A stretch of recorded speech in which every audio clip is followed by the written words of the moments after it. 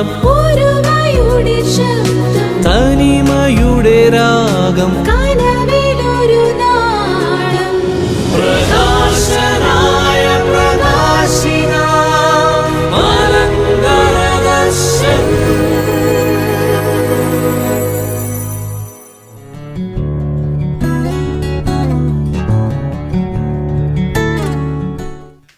എന്നെ സ്കൂളിൽ പഠിപ്പിച്ച ഒരു അധ്യാപകൻ്റെ ജീവിത അനുഭവത്തിൽ എന്നോട് പറയുകയുണ്ടായി. അദ്ദേഹം എല്ലാ ദിവസവും രാവിലെ ഫസ്റ്റ് അവർ എടുക്കുന്ന ഒരു ഡിവിഷൻ ഉണ്ടായിരുന്നു. ക്ലാസ്സിൽ ചെന്ന് ക്ലാസ് തുടങ്ങി ഒരു 15-20 മിനിറ്റ് കഴിയുമ്പോഴാണ് ഒരു പയ്യൻ ഓടി അണച്ച് വരും. ഒരു ദിവസമല്ല, എല്ലാ ദിവസവും ഇവൻ ലേറ്റായിട്ടേ ക്ലാസ്സിൽ വരത്തുള്ളൂ. ഈ അധ്യാപകന് ഇവനെ വഴക്ക് പറഞ്ഞു നോക്കി, ഉപദേശിച്ചു നോക്കി, ശകാരിച്ചു നോക്കി. എന്ത് ചെയ്തിട്ട് ഇവന് സമയത്തിന് വരാൻ ഒക്കുന്നില്ല.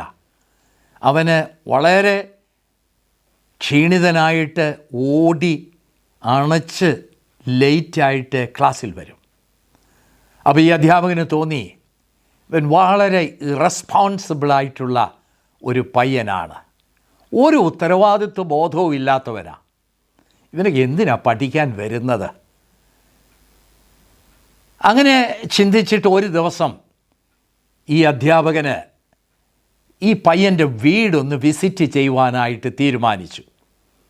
അത് അവനോട് പറഞ്ഞില്ല, അവനറിയാതെ അവൻ്റെ വീട്ടിൽ ചെല്ലുവാനാണ് ആഗ്രഹിച്ചത്. അങ്ങനെ ഒരു ദിവസം ഈവനിങ്ങിൽ ഈ സാറ് അവൻ്റെ വീട്ടിൽ ചെന്നു. പലരോട് ചോദിച്ച് കണ്ട് എത്തുകയായിരുന്നു. വളരെ നടന്നു വേണം അവിടെ ചെല്ലുവാനായിട്ട്. ഒരു കുന്നിൻ്റെ മലയിലുള്ള ഒരു വീടാണ്. അവിടെ ചെന്നപ്പോൾ അതൊരു ചെറ്റപ്പുരയാണ്. അവിടെ നിന്ന് വിളിച്ചു, ഇവൻ്റെ പേര് ചൊല്ലിയും വിളിച്ചു, ഈ വീട്ടിൽ ആരും ഇല്ലയോ എന്നൊക്കെ ചോദിച്ചു. ഒരനക്കവും ആ വീട്ടിലില്ല, ആരും അവിടെയില്ല.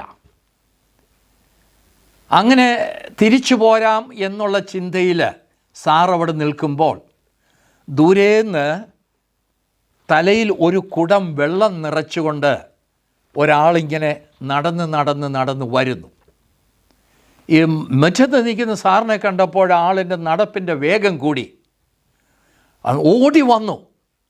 അടുക്കൽ വന്നപ്പോഴാണ് മനസ്സിലായത് ഈ സാറിൻ്റെ ക്ലാസ്സിലെ വിദ്യാർത്ഥിയായത് ഇറസ്പോൺസിബിളായിട്ടുള്ള ആ ഒരു വിദ്യാർത്ഥിയാണ്. അവൻ സാറിനെ കാണുകയും അന്ധാളിച്ചു പോയി. ഭാഗ്യം അവൻ്റെ തലയിൽ നിന്ന് കുടം താഴെ വീണ് പൊട്ടിയില്ല. അവൻ സാവധാനം ആ കുടം താഴെ വെച്ചു. എന്താ സാറേ വന്നത്, എന്തിനാ വന്നത്, എന്നോടൊന്ന് പറയാതെ സാർ എന്താ വന്നേ, ഇങ്ങനെയൊക്കെ പല ചോദ്യങ്ങളൊക്കെ ചോദിച്ചു. അവനെയും കൂട്ടിക്കൊണ്ട് സാറ് പുരയ്ക്കകത്തേക്ക് കയറി. പുരയ്ക്കകത്തേക്ക് കയറിയപ്പോൾ കണ്ട കാഴ്ച വളരെ വേദനാജനകമായിരുന്നു. കട്ടിലേൽ ഒരാളിങ്ങനെ കിടക്കുകയാണ്. ആരാന്ന് ചോദിച്ചപ്പോൾ അവൻ്റെ അമ്മയാണ്. അമ്മ തളർവാദം പിടിച്ച് കിടക്കുകയാണ്. അവൻ്റെ അപ്പനില്ല, അമ്മയും ഇവനും മാത്രമേ ഉള്ളൂ. ഈ അമ്മയ്ക്ക് കട്ടിലിൽ നിന്ന് എണീക്കാൻ ഒക്കത്തില്ല. ഈ അമ്മയ്ക്ക് ആവശ്യമായ ഭക്ഷണം ഉണ്ടാക്കേണ്ടത് ഇവനാ. അതിന് വെള്ളം വേണമെങ്കിൽ അടുത്തെങ്കിലുമില്ല, ദൂരെയുള്ളൊരു ഓലിയുണ്ട്, അവിടെ നിന്ന് മൈലുകൾ അപ്പുറം പോയി വെള്ളം ചുമന്നുകൊണ്ട് വേണം വരാനായിട്ട്. ഭക്ഷണം പാകം ചെയ്യണം, അമ്മയ്ക്ക് ആഹാരം കൊടുക്കണം, അമ്മയെ ശുശ്രൂഷിക്കണം. ഇതെല്ലാം കഴിഞ്ഞിട്ടാണ് ഇവൻ സ്കൂളിൽ വരേണ്ടത്. അവൻ എത്ര ശ്രമിച്ചിട്ടും ഇതെല്ലാം കഴിയുമ്പോഴത്തേക്ക് അവൻ അല്പം താമസിച്ചു പോകുന്നു. അവിടെയാണ് സാർ അവനെ ശകാരിച്ചതൊക്കെ. ഇവൻ്റെ ഈ അവസ്ഥ മനസ്സിലാക്കി കഴിഞ്ഞപ്പോൾ സാറ് ഒരു രീതിയിൽ പറഞ്ഞ ജീവച്ഛവമായിട്ട് അവിടെ നിന്നുപോയി. സാറ് മനസ്സിൽ ആ സമയത്ത് ഓർത്തത് എന്താണെന്നുള്ളത് പറഞ്ഞു. The most responsible boy in my class. Irresponsible എന്ന് പറഞ്ഞതായിട്ടുള്ള ഈ പയ്യനെക്കുറിച്ച് ഇപ്പോൾ സാറ് ചിന്തിക്കുകയാണ്. ഏറ്റവും ഉത്തരവാദിത്വ ബോധമുള്ളവനായ ഒരു പയ്യൻ. എന്താ സാർ ഇങ്ങനെ മറിച്ച് ചിന്തിക്കാനുള്ള കാരണം? ഒരു ലേറ്റ് കമറായിട്ട് അവനെ കണ്ടപ്പോൾ സാർ അവനെ കണ്ടത് ഇറസ്പോൺസിബിൾ ബോയ് ആയിട്ടാണ്. എന്നാൽ അവൻ്റെ വീട്ടിലെ പ്രാരാബ്ദങ്ങളും അവൻ വീട്ടിൽ ചെയ്യുന്ന ശുശ്രൂഷകളും ഒക്കെ കണ്ടു കഴിഞ്ഞപ്പോൾ സാറിൻ്റെ കാഴ്ചപ്പാട് മാറി. അവൻ റെസ്പോൺസിബിൾ ആണെന്നുള്ളത് മനസ്സിലായി. ഈ കാര്യം സാറ് ക്ലാസ്സിൽ പരസ്യമായിട്ട് പറഞ്ഞില്ലെന്ന് വരികിലും മറ്റുള്ളവരോട് ഉദാഹരണ രൂപേണ സാർ ഈ കാര്യങ്ങൾ പറഞ്ഞു. സാറ് പറഞ്ഞു, എന്നെ തന്നെ അവിടെ ചെറുതായി ഞാൻ തന്നെ അങ്ങ് ചെറുതായി പോകുന്നു എന്നുള്ളൊരു ചിന്ത ആ സമയത്താണ് എനിക്ക് കിട്ടിയത്.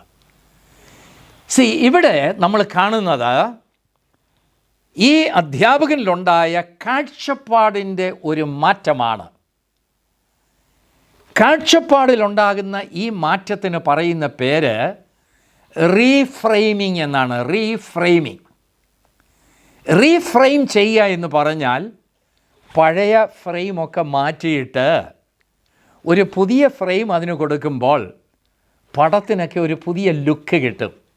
പഴയ കാലത്തൊക്കെ ഫ്രെയിം ചെയ്ത് ഫോട്ടോയൊക്കെ ഭിത്തിയിലൊക്കെ തറച്ചിരിക്കുന്ന കാര്യം നിങ്ങൾ ഓർക്കുന്നുണ്ടായിരിക്കുമല്ലോ.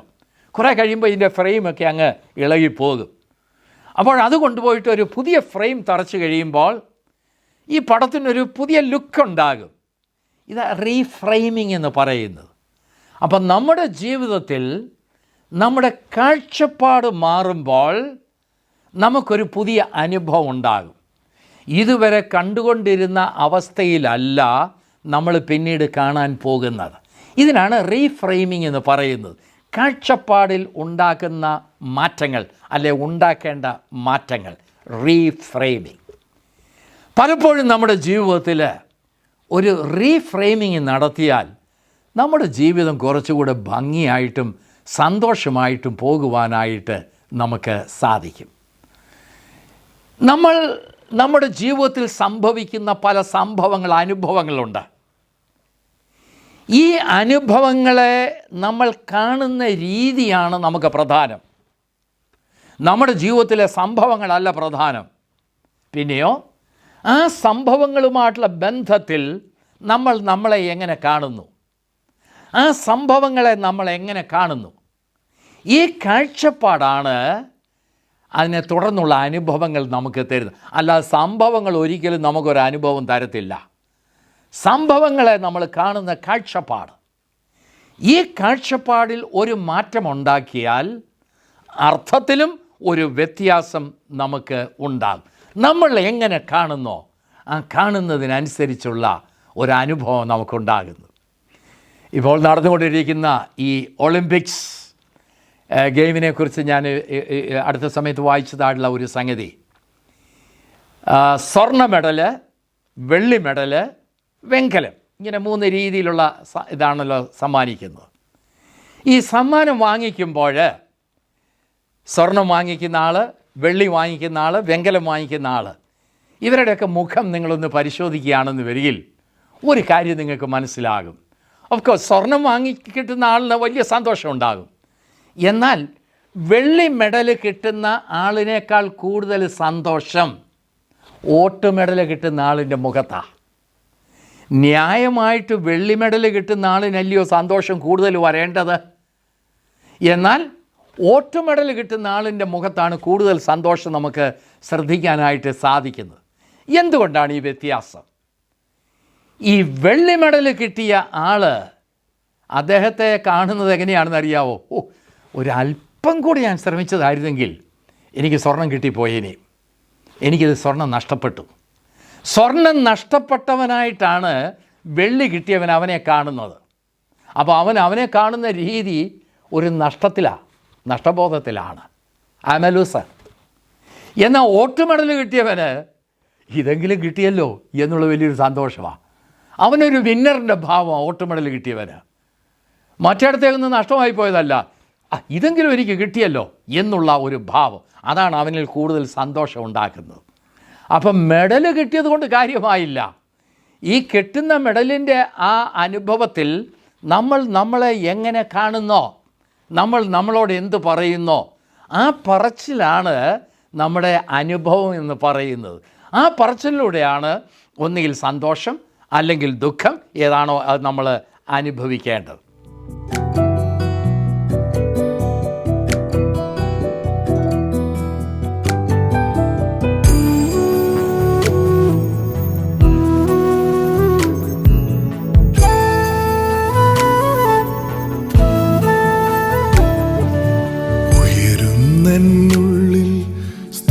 സ്തോത്രത്തിൻ ഗാനം പകരുന്നെന്നാഥൻ കൃപയിൻ വന്ദാനം. പാപങ്ങളെല്ലാം പോക്കുന്നു താതൻ, വേദനയെല്ലാം നീക്കുമെന്നാഥൻ. പാപങ്ങളെല്ലാം പോക്കുന്നു താതൻ, വേദനയെല്ലാം നീക്കുമെന്നാഥൻ. ഉയരുന്നെന്നുള്ളിൽ സ്തോത്രത്തിൻ ഗാനം പകരുന്നെന്നാഥൻ കൃപയിൻ വന്ദാനം.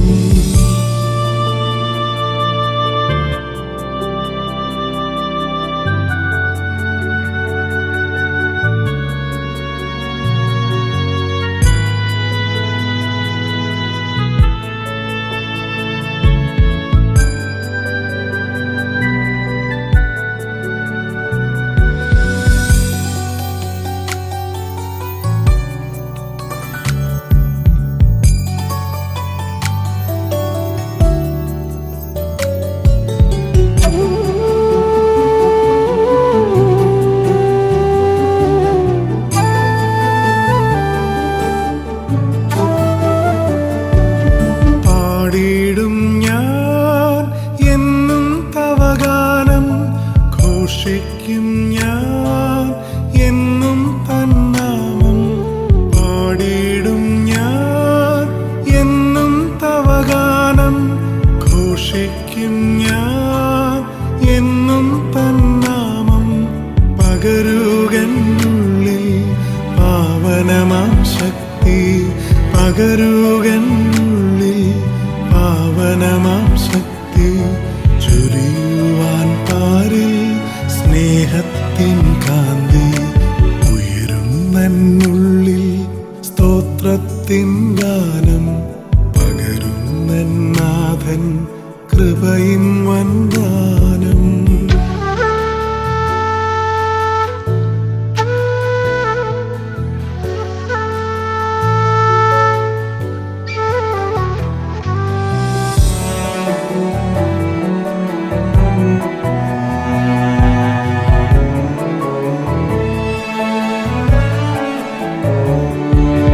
കൂപ്പുന്നെൻ കൈകൾ നാഥാ നിൻ മുന്നിൽ, ഉയർത്തുന്നെൻ കൺകൾ തുണയരുളും ഗിരിയിൽ. കൂപ്പുന്നെൻ കൈകൾ നാഥാ നിൻ മുന്നിൽ, ഉയർത്തുന്നെൻ കൺകൾ തുണയരുളും ഗിരിയിൽ. പരനേ നിൻ വകയായി തരുന്നെന്നെ മുഴുവൻ, പരനേ നിൻ വകയായി തരുന്നെന്നെ മുഴുവൻ. നടത്തന്നെ ദിനവും തിരുവിഷ്ടം പോലെ. ഉയരുന്നെന്നുള്ളിൽ സ്തോത്രത്തിൻ ഗാനം പകരുന്നെന്നാഥൻ കൃപയിൻ വന്ദാനം. പാപങ്ങളെല്ലാം പോക്കുന്നു താതൻ, വേദനയെല്ലാം നീക്കുമെന്നാഥൻ.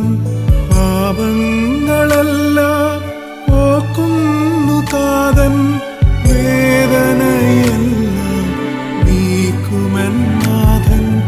ഉയരുന്നെന്നുള്ളിൽ സ്തോത്രത്തിൻ ഗാനം പകരുന്നെന്നാഥൻ കൃപയിൻ വന്ദാനം.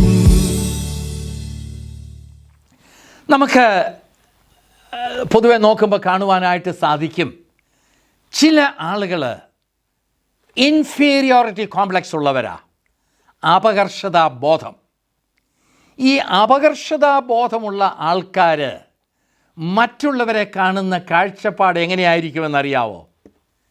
ഈ അപകർഷതയുള്ളവർ എപ്പോഴും സംശയാലുക്കളായിരിക്കും.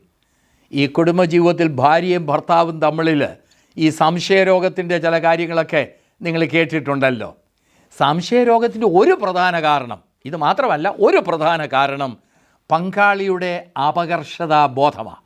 അപകർഷതയുള്ളവൻ എപ്പോഴും പങ്കാളിയെ സംശയിച്ചുകൊണ്ടേ ഇരിക്കും. അതുപോലെ അപകർഷതയുള്ളവൻ മറ്റുള്ളവരിലെ നന്മ ഒരിക്കലും കാണത്തില്ല. അവനെപ്പോഴും അവനിലെ കുറ്റങ്ങളെ കാണത്തുള്ളൂ. അപകർഷതയുള്ളവന് മിക്കവാറും മറ്റുള്ളവരെ വിമർശിച്ചു കൊണ്ടിരിക്കും. അവരുടെ കുറ്റങ്ങൾ എടുത്തു പറഞ്ഞ് അവരെ വിമർശിച്ചു കൊണ്ടിരിക്കും. അവരിൽ കുറ്റമുണ്ടായിട്ടോ കുറവുണ്ടായിട്ടോ ഒന്നും അല്ല ഇവൻ വിമർശിക്കുന്നത്. അവൻ വിമർശിക്കുന്നത് എന്താണെന്ന് ചോദിച്ചാൽ അവൻ്റെ ഉള്ളിലെ കുഴപ്പമാണ്, അവനിലുള്ള അപകർഷതയാണ് അതിന് കാരണം എന്ന് നമുക്ക് കാണാം. മറ്റു ചില ആളുകളെ നമുക്ക് കാണാം, ജലസി ഫീലിങ്, അസൂയാലുക്കളവർ. അസൂയാലുക്കൾക്കൊരിക്കലും നന്മയുണ്ടാകത്തില്ലെന്ന് പറയുന്നത് കേട്ടിട്ടുണ്ടല്ലോ. അവരൊരിക്കലും ഗതി പിടിക്കുകയില്ല അസൂയക്കാർ. അപ്പോൾ ഈ അസൂയക്കാരെന്ന് പറയുന്നത് മറ്റുള്ളവൻ്റെ വളർച്ച കാണുമ്പോൾ ആ വളർച്ചയിൽ ദുഃഖിക്കുന്നവരാണ്. ഇവനെ അസൂയാലുവാക്കുന്നത് മറ്റുള്ളവൻ്റെ വളർച്ചയല്ല കേട്ടോ. അവൻ വളർന്നതുകൊണ്ടല്ല ഇവൻ അസൂയാലു ആയി മാറിയത്. പിന്നെന്തുകൊണ്ടാണ്? അവൻ വളർന്നത് കാണുമ്പോൾ ഇവനെക്കുറിച്ച് തന്നെ കാണുന്നത് എങ്ങനെയാണെന്നറിയാവോ? കണ്ടോ, ഞാനൊരു പരാജയമാണ്, ഞാനൊന്നും ആയില്ല, എനിക്കൊന്നും ആകാൻ സാധിച്ചില്ല, ഞാൻ എന്നെ തന്നെ അവിടെ അണ്ടർ എസ്റ്റിമേറ്റ് ചെയ്യുക. അപ്പം ഞാൻ എന്നെ കുറവുള്ളവനായി അല്ലെങ്കിൽ ഒരു പരാജയപ്പെട്ടവനായി കാണുന്നതാണ് എൻ്റെ അസൂയയ്ക്ക് കാരണമെന്ന് പറയാം, അല്ല മറ്റുള്ളവൻ്റെ വളർച്ചയല്ല. അപ്പോൾ അസൂയാലുമായിട്ടുള്ള ഒരു വ്യക്തി എപ്പോഴും മറ്റുള്ളവരെ കാണുന്നത് ഒരു വേദനയോടുകൂടിയാണ്. നെഞ്ചത്തൊരു നൊമ്പരം എപ്പോഴും അവർക്കുണ്ടാകും. അയ്യോ കണ്ടോ അവൻ്റെ വളർച്ച എന്ന് പറഞ്ഞാൽ കണ്ടോ എൻ്റെ തളർച്ചയെന്നാണ് ഇവനോട് തന്നെ പറഞ്ഞുകൊണ്ട് ഇരിക്കുന്നത്. അപ്പോൾ നമ്മളെ എങ്ങനെ കാണുന്നോ ആ കാഴ്ചപ്പാടിൻ്റെ അടിസ്ഥാനത്തിലാണ് നമ്മൾ മറ്റുള്ളവരെ കാണുന്നത്. അപ്പോൾ ഈ റീഫ്രെയിമിംഗ് എന്ന് പറയുന്നത് ആദ്യമേ തുടങ്ങേണ്ടത് നമ്മളിലാണ്. നമ്മളെ തന്നെ റീഫ്രെയിം ചെയ്തെങ്കിൽ മാത്രമേ നമുക്ക് മറ്റുള്ളവരെ കാണുന്ന കാഴ്ചപ്പാടിൽ നമുക്ക് റീഫ്രെയിമിങ് ഉണ്ടാക്കുവാനായിട്ട് സാധിക്കത്തുള്ളൂ. പലപ്പോഴും നമ്മൾ ഒരു നെഗറ്റീവ് ഔട്ട്ലുക്കുള്ളവരാണ്. പലപ്പോഴും നമ്മുടെ ഈ ഔട്ട്ലുക്ക് എന്ന് പറയുന്നത്, അല്ലെങ്കിൽ നമ്മളെ കാണുന്ന രീതി എന്ന് പറയുന്നതാണ് നമ്മുടെ മനോഭാവം എന്ന് പറയുന്നത്, നമ്മുടെ ആറ്റിറ്റ്യൂഡ് എന്ന് പറയുന്നത്. ഈ ആറ്റിറ്റ്യൂഡ് എന്ന് പറയുന്നത് നമ്മുടെ വളർച്ചയുടെ ഘട്ടത്തിൽ നമുക്ക് നമ്മളെക്കുറിച്ച് കിട്ടിയിട്ടുള്ള ധാരണയുടെ അടിസ്ഥാനത്തിലാണ്. നമ്മൾ ചെറുപ്പമായിരുന്നപ്പോൾ നമ്മുടെ മാതാപിതാക്കളിൽ നിന്ന് നമുക്ക് കിട്ടിയിട്ടുള്ള ധാരണകൾ, നമ്മളെക്കുറിച്ച് തന്നെ കിട്ടിയിട്ടുള്ള ധാരണകൾ, നമ്മുടെ എൽഡേഴ്സിൽ നിന്ന് കിട്ടിയിട്ടുള്ള ധാരണകൾ, നമ്മുടെ ഭവന അന്തരീക്ഷത്തിൽ നിന്ന് നമുക്ക് കിട്ടിയിട്ടുള്ള ധാരണകൾ, നമ്മുടെ കൂട്ടുകാരിൽ നിന്ന്, നമ്മുടെ ടീച്ചേഴ്സിൽ നിന്ന് ഒക്കെ നമുക്ക് കിട്ടിയിട്ടുള്ള ധാരണകൾ, അതിൻ്റെയൊക്കെ അടിസ്ഥാനത്തിലാണ് ഞാൻ എന്നെ എങ്ങനെ കാണണമെന്നുള്ള കാഴ്ചപ്പാടുണ്ടാക്കിയിരിക്കുന്നത്. അപ്പം നമ്മൾ വളർന്നു വന്ന സാഹചര്യത്തിൽ നിന്നാണ് ഞാൻ എന്നെക്കുറിച്ചൊരു കാഴ്ചപ്പാടുണ്ടാക്കുന്നത്. ആ കാഴ്ചപ്പാടാണ് ചിലപ്പോൾ ഡിസ്റ്റോർട്ടഡായിട്ട് മാറിയിരിക്കുന്നത്. അങ്ങനെയാണ് നമ്മൾ മറ്റുള്ളവരെ ഈ നെഗറ്റീവ് കാഴ്ചപ്പാടിൽ കാണുന്നത്. അപ്പോൾ ചെറുപ്പത്തിലെ ഈ നെഗറ്റീവായിട്ടുള്ള കാഴ്ചപ്പാടാണ് നമ്മുടെ മനസ്സിൽ കയറിയിരിക്കുന്നതെങ്കിൽ നമുക്കൊരിക്കലും മറ്റുള്ളവരിലെ നന്മ കണ്ടെത്താനായിട്ട് സാധിക്കത്തില്ല. ചില ആളുകളുണ്ട്, എപ്പോഴും അവർ പെസ്സിമിസ്റ്റാണ്. അവരുടെ ഒരു മനോഭാവം, ഒരു ആറ്റിറ്റ്യൂഡാണ്, പെസ്സിമിസ്റ്റിക് ആറ്റിറ്റ്യൂഡ് എന്ന് പറഞ്ഞാൽ ഒന്നും ശരിയാകത്തില്ല, ഒന്നും എന്നാ പറഞ്ഞാലും അവരെപ്പോഴും പറഞ്ഞുകൊണ്ടിരിക്കും ശരിയാകാൻ പോകുന്നില്ല. ചില പിള്ളേർ പറയും ഞാൻ എത്ര ശ്രമിച്ചാലും എനിക്ക് ജയിക്കാൻ ഒക്കത്തില്ല, എന്നെ കൊണ്ട് പറ്റുമെന്ന് തോന്നുന്നില്ല. ഒരിക്കലും അവർക്കൊരു ഒപ്റ്റിമിസ്റ്റ് ആകാനായിട്ട് സാധിക്കത്തില്ല. എപ്പോഴും ഇങ്ങനെ ഒരു പെസ്സിമിസമാണ് അവർ. ഇതൊരു ആറ്റിറ്റ്യൂഡാണ്. അത് ചെറുപ്പത്തിലേ കിട്ടിയതായിട്ടുള്ള ആ ഒരു മനോഭാവത്തിൽ നിന്നുണ്ടാകുന്ന ഒരു ആറ്റിറ്റ്യൂഡാണ്. ചില ആളുകളുണ്ട് വിമർശകരായിട്ട് മാറുന്നവർ. ഏത് കാര്യത്തിലും എല്ലാ കാര്യത്തിലും വിമർശിച്ചു കൊണ്ടേയിരിക്കും, ഒരു ക്രിട്ടിക്കലാണ്. അവരങ്ങനെ ആകാനുള്ള കാരണം എന്നാണ്? അത് അവരിലുള്ള മുമ്പേ ഞാൻ പറഞ്ഞതുപോലെയുള്ള ചില അപര്യാപ്തതകളുടെ അടിസ്ഥാനത്തിൽ എൻ്റെ കുറവ് തന്നെയാണ് ഞാൻ മറ്റുള്ളവരിൽ കണ്ട് അതിനെ ഹൈലൈറ്റ് ചെയ്യാൻ ശ്രമിക്കുന്നത്. മറ്റുള്ളവരിലെ കുറവ് ഞാൻ ഹൈലൈറ്റ് ചെയ്യുമ്പോൾ ഞാൻ എന്നിലെ കുറവുകളെ അവിടെ മിനിമൈസ് ചെയ്യാനായിട്ട് ശ്രമിക്കുകയാണ് ചെയ്യുന്നത്. അപ്പോൾ ഞാൻ എപ്പോഴും ഇങ്ങനെ വിമർശിച്ചുകൊണ്ടേ ഇരിക്കുന്ന ഒരു വ്യക്തിയായിട്ട് മാറും. ചില ആളുകളുണ്ട് സസ്പീഷ്യസ് നേച്ചറായിട്ടുള്ളവർ. അതും അപകർഷതാബോധത്തിൽ നിന്നാണെന്ന് ഞാൻ മുമ്പേ പറഞ്ഞു. എല്ലാവരെയും ഒരു സംശയത്തോടു കൂടി മാത്രമേ അവർ വീക്ഷിക്കുകയുള്ളൂ. മറ്റു ചില ആളുകളുണ്ട് പുച്ഛത്തോടു കൂടി എല്ലാവരെയും നോക്കുന്നത്. ആരെയും ഒരു ബഹുമാനമില്ല. ഓ, അവനെ എനിക്കറിയത്തില്ലേ, അവൻ എന്നാ ഇവിടെ വന്നതെന്നറിയാമല്ലോ, അവൻ എന്നാ ഇത്രയും കാശുണ്ടായെന്നറിയാമല്ലോ. ഇങ്ങനെ പുച്ഛത്തോടു കൂടെ നമ്മൾ അവരെ നോക്കും. അങ്ങനെയുള്ള പുച്ഛ മനോഭാവമുള്ള ആളുകൾ ഒരുപാട് നമ്മുടെ നാട്ടിലുണ്ട്. ഇതെല്ലാം നമ്മുടെ നെഗറ്റീവായിട്ടുള്ള ഔട്ട്ലുക്കുകളാണ്. ഈ നെഗറ്റീവ് ഔട്ട്ലുക്കിൽ നിന്ന് നമ്മൾ മറ്റുള്ളവരിലേക്ക് നോക്കുമ്പോൾ ഈ നെഗറ്റിവിസം മാത്രമേ നമുക്ക് അവരിലും കാണാനായിട്ട് സാധിക്കത്തുള്ളൂ. അവരിലുള്ള നന്മയെ നമുക്ക് കണ്ടെത്തുവാനായിട്ട് സാധിക്കത്തില്ല. അങ്ങനെ വരുമ്പോൾ നമുക്കൊരു റീഫ്രെയിമിങ് വളരെ അത്യാവശ്യമാണ്. എന്തുവാ റീഫ്രെയിം ചെയ്യേണ്ടത്? എൻ്റെ ഔട്ട്ലുക്ക്, എൻ്റെ നെഗറ്റീവ് ഔട്ട്ലുക്ക് റീഫ്രെയിം ചെയ്ത് അത് പോസിറ്റീവ് ഔട്ട്ലുക്കാക്കി മാറ്റണം. അങ്ങനെ ഒരു റീഫ്രെയിമിങ് നമ്മളിൽ നടക്കുന്നില്ലെങ്കിൽ നമുക്ക് വേണ്ട രീതിയിൽ ആളുകളുമായിട്ടൊന്നും ബന്ധപ്പെടാൻ ഒക്കത്തില്ല.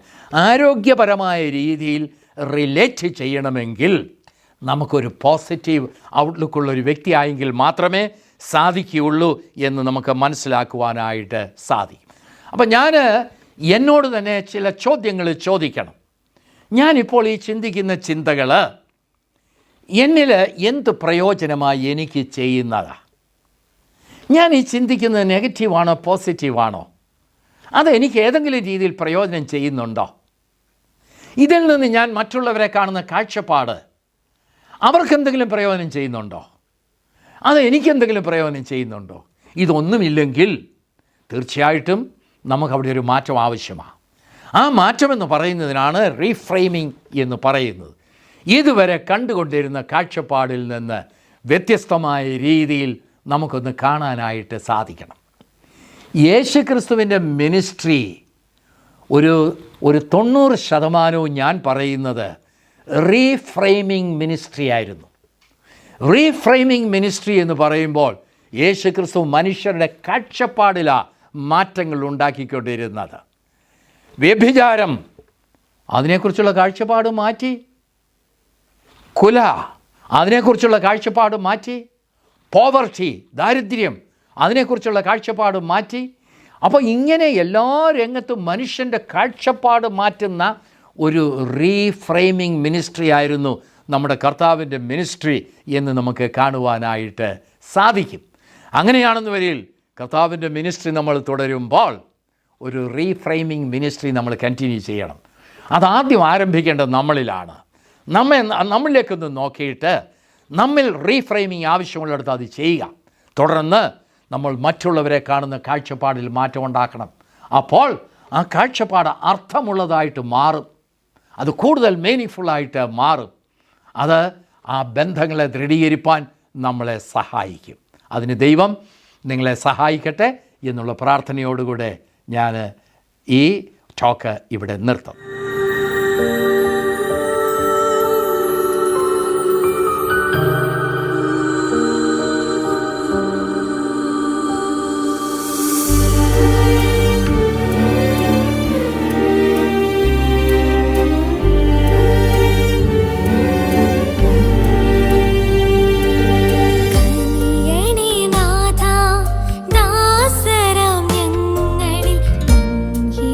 പോലെ നിൻ വേല ചെയ്യും.